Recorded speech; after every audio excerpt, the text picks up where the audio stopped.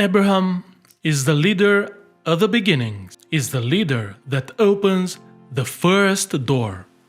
After the flood, God in His wisdom created the nations, and God's salvation plan meant to form and lift up a great nation, and namely the nation of Israel, a nation called to be the light of all the other nations, and to bring in history the promised seed, the Messiah, the Savior of the whole world. And indeed, Abraham was sent by God in the world when God's plan of salvation in history was at its very beginning. He was called to become the great father of this great chosen people. And God promised to him, "I will verily multiply your seed, and I will make from you a great nation, and all the nations of the earth will be blessed in you and in your seed." In the light of this calling and promise, we can imagine Abraham having a lot of children, maybe 12, and many grandsons. And we can imagine Abraham a very active leader, teaching them the way of the Lord and organizing them in a holy and godly tribe that would rapidly receive a beautiful land in order to rapidly develop into a great nation. If the purpose is the blessing of all nations, we may expect from God Himself no delay in His plan, and an alert rhythm and high speed. But, surprise! The story of Abraham takes exactly the opposite route. Sarah could have no children, and they were quite old. And after entering the promised land, for 25 years, their main calling was to wait. There were 25 years of silence, inactivity, and such a hard and painful waiting. There were not the promises of God that happened, but exactly the opposite. It was such a difficult time and such struggle for Abraham's faith. But Abraham persevered in faith, and after 25 years, through a divine miracle, Isaac was born from his old wife, Sarah. But Isaac remained the only child, the only bearer of God's promises, a very fragile bearer indeed.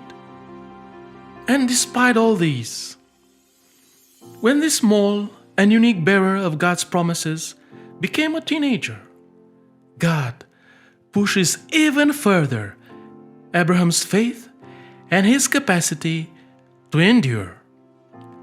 Take your only son, the son you love, and bring him as sacrifice for me. We have to honestly ask, why? Why, God?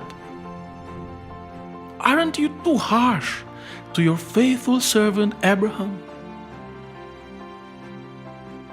Isn't this task too much to ask? Was not there enough testing in the previous time of waiting? And why so much testing for Abraham? Let us explore some possible answers. Abraham's leadership mission was to open the door, the unique door, for the unique divine route in bringing salvation, and for the unique messianic genetic path in history.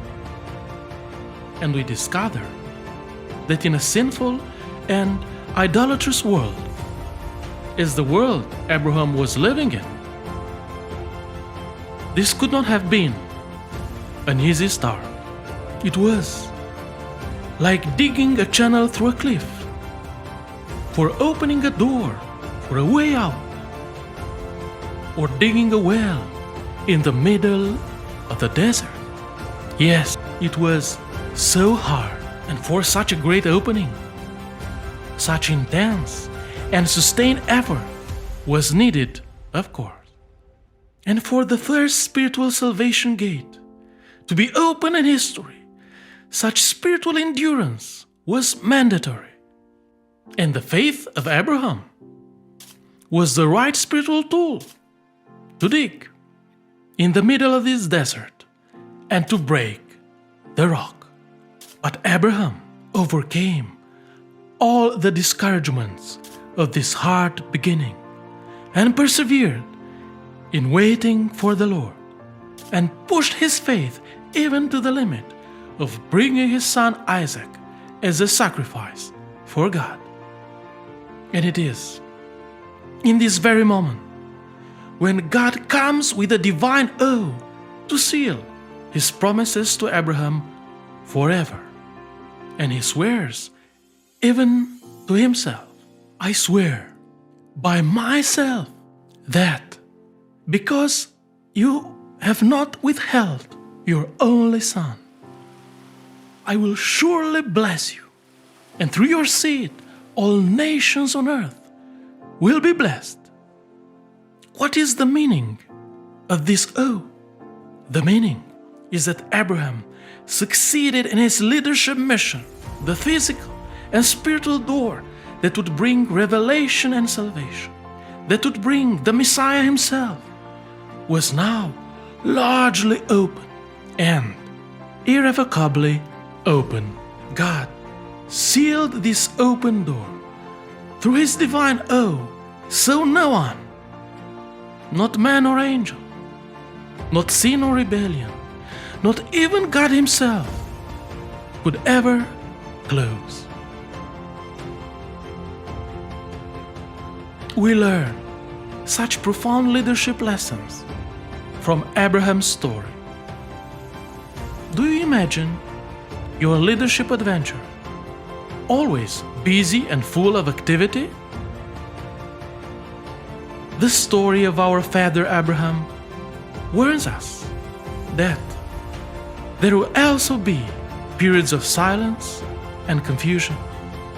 And sometimes the main thing you can do and have to do is to wait for the Lord.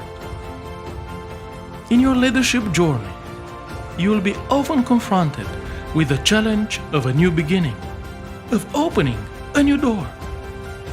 You have to know that it will not be easy, because any new beginning may ask for an Abrahamic sacrifice. Many times there will be need for time, for sacrifice, for patience and endurance, for stubborn resilience. But you'll not be alone. God of Genesis and God of Abraham is the God of the beginnings, and in fact is the God of hard beginnings. And where there is a new difficult beginning, God is always there, because this is one of his greatest passions. And if in your challenge of a new beginning in his ministry, time passes by and there is no visible progress, my dear fellow leader, please don't be discouraged and don't give up, but just continue the route. One more step further. Another day of resilience. Focus your effort only on today. Remember the leadership story of Abraham and continue to persevere in faith and impatiently waiting for the Lord. And it is sure that the ministry will progress in the unseen, and it will be just a matter of time till the last piece of mud will be dragged out, until the last stone will be broken. And then there will be water. And then there will be light. And it will be God Himself that will eventually open the door. And a new river of blessing will rise by His grace. And the God of hard beginnings will be glorified once again.